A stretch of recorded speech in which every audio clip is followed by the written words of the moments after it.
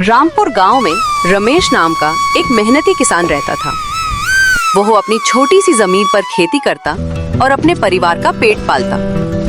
उसके पास ज्यादा पैसा नहीं था, लेकिन ईमानदारी और मेहनत उसकी सबसे बड़ी पूंजी थी। दूसरी ओर गांव का किराने वाला हरिराम बहुत चालाक और लालची था। वो हमेशा इस फिराक में रहता था कि किस तरह लोगों को बेवकूफ बनाकर ज्यादा पैसा कमाया जाए। एक दिन रमेश का बेटा गुड्डू तेज बुखार में पड़ गया। डॉक्टर ने दवाइयों की लंबी लिस्ट दे दी, लेकिन रमेश के पास पैसे नहीं थे। वो अपने खेत की ताजी सब्जियां लेकर हरिराम की दुकान पर गया और बोला, भाई ये सब्जियां बेचनी है, पैसे की सख्त जरूरत है, बच्चा बीमार है। हरिराम ने सब्जियों को देखा, वे बहुत ही बढ़िया थी, लेकिन उसने चालाकी से कहा, भाई ये तो ज्यादा ताजी नहीं लगती, मैं सिर्फ 200 रुपए ही दे सकता हूँ। रमेश मजबूरी में मान गया और सब्जियां देकर पैसे लेकर चला गया।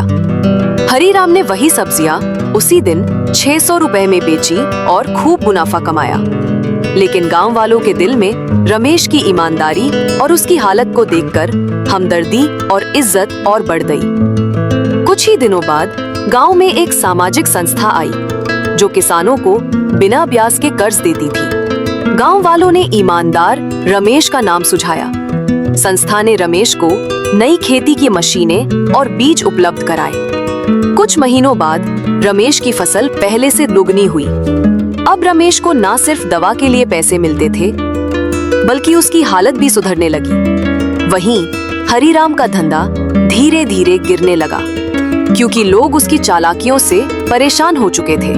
अब गांव में रमेश को ईमानदारी की मिसाल के तौर पर देखा जाने लगा।